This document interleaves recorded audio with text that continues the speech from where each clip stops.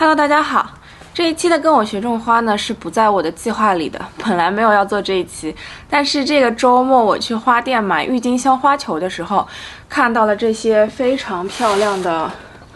粉色三色堇，是不是超仙的？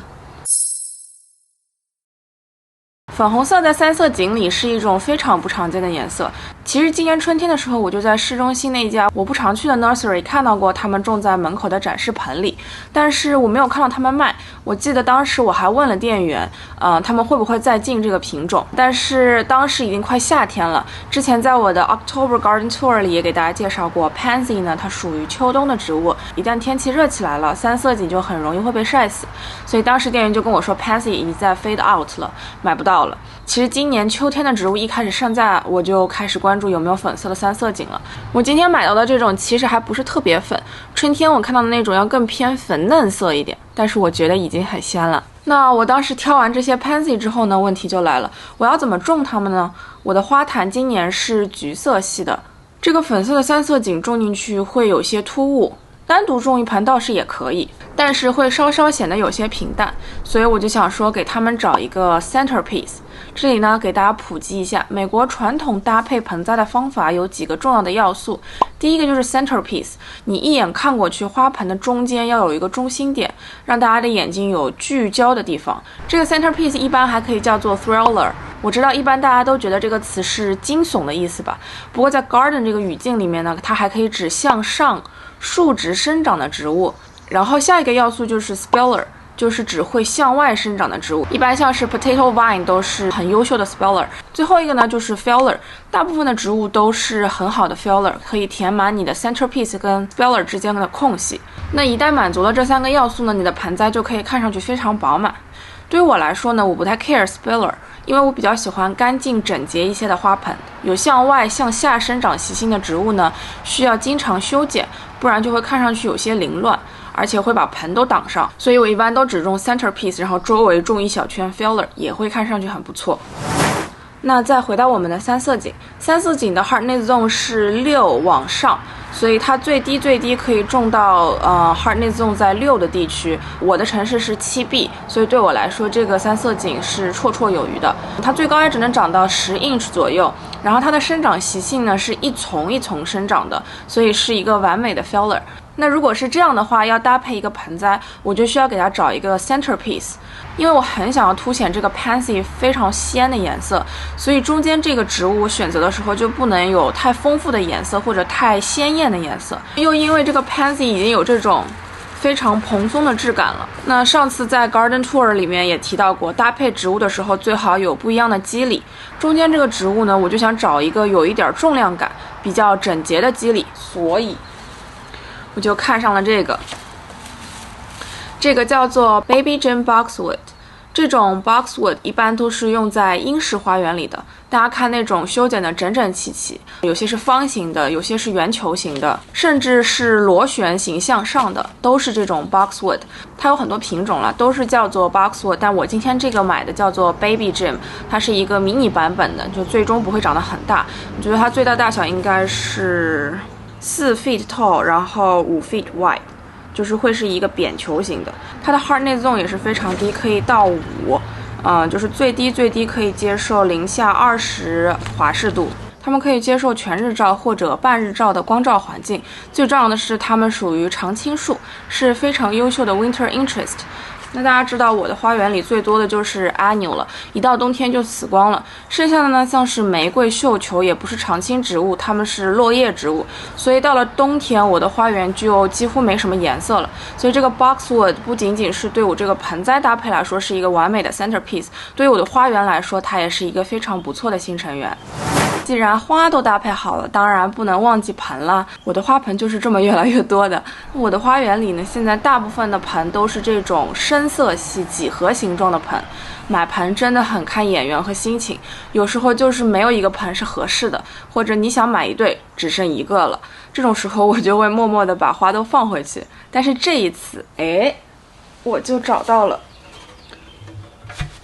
这次我就找到这么一对方形的树高的盆，我觉得这种盆可以把花的原始位置抬到更接近视线的高度，让它们更容易被看到。而且花园里面有高高矮矮的盆才会看上去比较丰富。另外，我看上这个盆还有一个原因，是因为它能够提供给我的 boxwood 更多的生长空间。你别看这2棵现在还很小，但是它最高能长到5 feet 高。虽然它的生长属于非常缓慢的那种，但是我还是想要尽可能给它们的根系提供更多的生长空间。而且土多的话呢，冬天的保暖性也会比较好。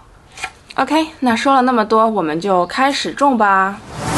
那由于这个盆是属于比较深的，大家在种的时候，如果不想要填满土的话，有几种方法。第一种呢，你可以在下面垫一些别的材料，比如说我见过垫木屑的，或者垫 mulch 也行，就是把它垫高，然后下面的材料呢要比土更有疏水性，就是它的颗粒可能大一些，导水性比较好一些。还有一种方法呢，就可以在下面垫一个花盆，把它垫高，然后在周围再铺上土，都是很好的可以节约土的方法。那我今天呢，就是买花的时候顺便买了一大袋土，今天呢就不加这些东西了，我会全部都用土填满整个花盆。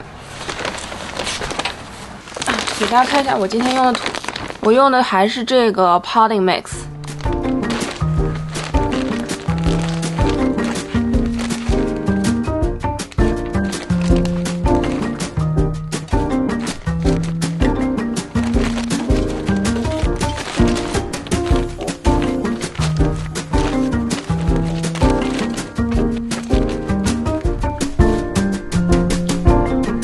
那我这里土就差不多填到这个位置，给大家看一下，土就差不多填到这个位置。然后我觉得差不多的时候呢，我会把这个 boxwood 连着盆一起放进去，比划一下。基本上就是它现在这个土的高度，可以跟我之后种完以后土的高度是差不多平齐的，就是一个完美的高度了。那我现在这个差不多就是我想要的高度，然后还是一样 ，Bioton fertilizer 加一点进去，帮助它生长根系。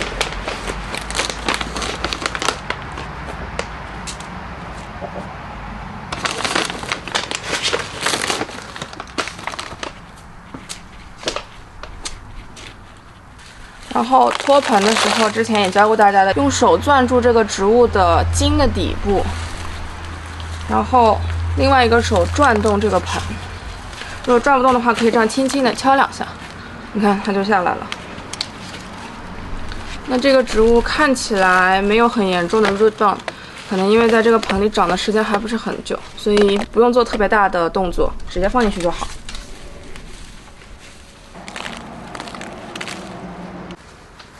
大家在种的时候一定要注意啊，这个根系，因为它的根本来是圆形的，这个盆是方形的，导致它根和盆之间会有很多空隙，一定要注意把手这样伸进去给它塞满，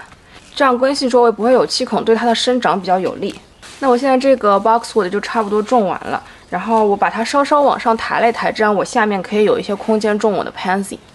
那我们现在就来种 pansy 吧。pansy 也是同样的，你攥住它植物的茎的底部，然后这样用手这样子捏一捏这个盆，它就出来了。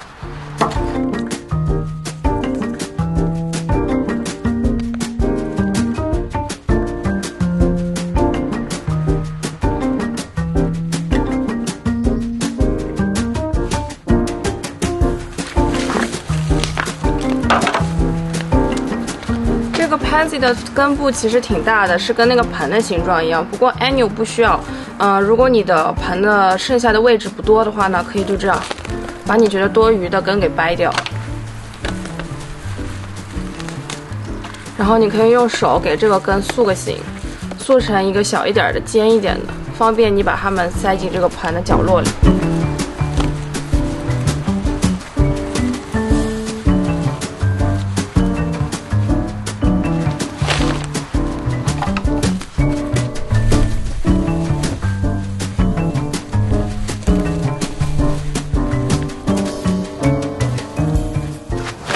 我现在已经种完第一盆啦，我超喜欢它最后的样子的。就是如果这个 boxwood 能够再大一丢丢，就再大一丢丢就好了。不过大家知道这个 boxwood 长得是非常缓慢的哈，所以不同大小之间的价格差异也是非常大的。那我没有特别的在乎这一点，所以我还是决定从最小的一个 size 养起。明年的话，可能就可以长到我想要的大小了。然后我今年冬天也不会再 trim 它了。我刚刚也说到，大家很喜欢把 boxwood 修剪成各种形状，圆形啊、方形啊。我是比较想让它变成圆形的，这样它在我这个方形的几何盆上可以就是几何加几何，看上去更干净利落一点。但是今年冬天我不会再修剪它了，因为